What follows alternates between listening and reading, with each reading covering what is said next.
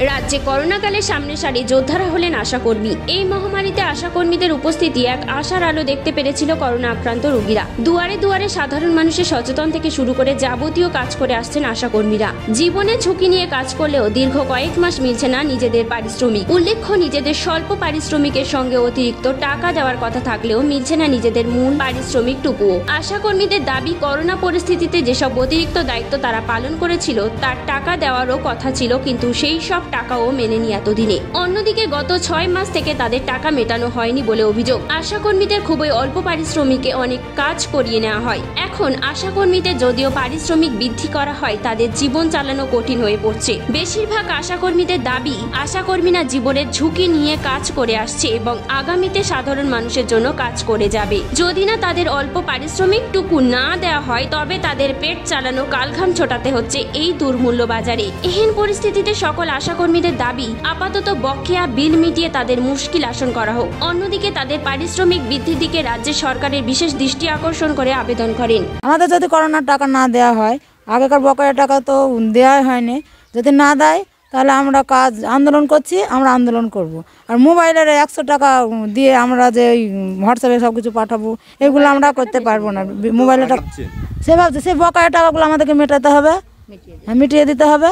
আমরা কাজ করব, বকেয়া টাকাগুলো মিটিয়ে দিতে হবে। আবার এখন যেমন করোনা কাজ করব, সেই হিসাবে আমাদেরকে আবার টাকা দিতে হবে। যদি টাকা না দেওয়া হয়, টাকা না, আমাদের আন্দোলন চলছে, আন্দোলন আমরা জোরদার আন্দোলন চলবে আমাদের, কিন্তু 100% কাজও আমরা করতে পারবো না, বন্ধ থাকবে।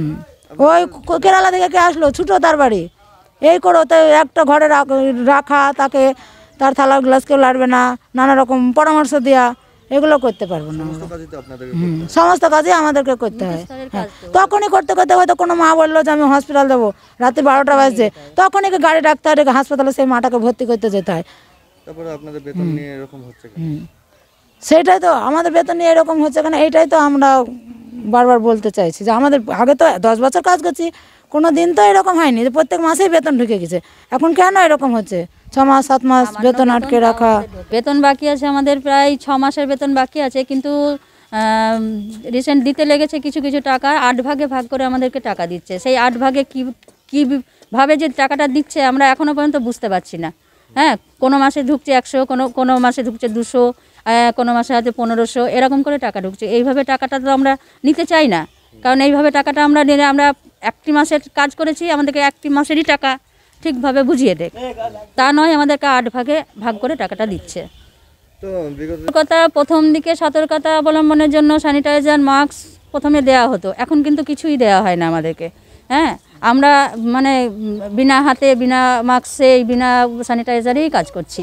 এই যে করোনার যে কাজগুলো আসছে, হ্যাঁ, সেগুলো তো আমাদেরকে দিয়েই করানো হয়, আমরাই করি, সেগুলো 100% কাজ আমরাই তুলে দিই। কিন্তু প্রথম দিকে 1000 টাকা করে যে 1000 টাকা দেওয়া হতো, এখন তো সেটাও বন্ধ করে দিয়েছে। তাহলে আমরা কাজ করব কি করে?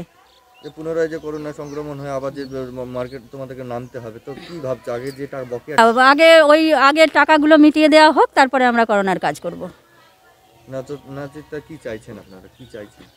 কি চাইছি বলতে, আমরা যে 1000 টাকা করে দেওয়া হতো সেটা আবার পুনরায় দেওয়া হোক, তাহলে আমরা সেই কাজটা আবার করব, সেই কাজগুলো আবার করব। না হলে করোনার কাজ এখন বন্ধ থাকবে। আমাদের মাসের বেতন বাকি আছে, আমাদেরকে কত কাজ করতে হয়, গর্ভবতী মা থেকে প্রসূতি মা, তারপর জন্ম, মৃত্যু, তারপর এলাকাতে কাউরি কুষ্ঠ হলো, কাউরির টিবি রোগী হলো, মানে যত কিছু রিপোর্ট সব কিছু আমাদেরকে করতে হয়। এই যে একটা বিরাট বড় করোনার মোকাবেলা চলছে, সারা জীবন মরণ নিয়ে মানুষ সবাই ভয় করেছে, সবাই পিছিয়ে পড়েছে, কিন্তু এই আশাকর্মীরা কোনোদিন পিছিয়ে পড়েনি। তারা লোকের দরজায় দরজায় ঘুরেছে, লোকে বুঝিয়েছে যে এই যে মাস্ক পরতে হবে, হাত ধুতে হবে, পরিষ্কার পরিচ্ছন্ন থাকতে হবে, সমস্ত সব কিছু তাদেরকে বুঝিয়েছে। ভ্যাকসিনের সময় তাদের দরজায় দরজায় ছুটিয়ে পেরে তাদেরকে বুঝিয়ে আমরা ভ্যাকসিন করেছি।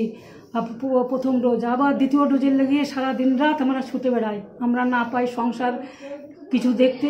এই সারা দিন রাত আমাদের টাইম বলে কোনো জিনিস নাই, সারাক্ষণ আমরা ছুটে বেড়াই। তারপরে কি যে আমাদের যারা পাই সেটাতে তাতে আমাদের সংসার চলে না, কিন্তু আমরা চাই আমাদের বেতনটা যেন খুব বাড়ে, সকলের বেতন বাড়ে। কিন্তু এই আশাকর্মীরা যে এত দরজায় দরজায় বেড়ায়, এত কাজ করে, কিন্তু তাদেরকে ঠিক মতন বেতন দেওয়া হয় না।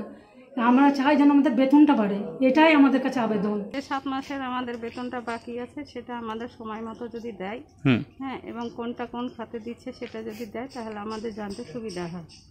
হ্যাঁ, এই একটা। আর আমাদের যে কাজ তার পারিশ্রমিক তো আমাদের ঠিক মতন হয় না একদম। তো সেটা যদি ঠিক মতন দেওয়া হয়, আমরা রাজ্য সরকারের কাছে এটাই আমাদের আবেদন।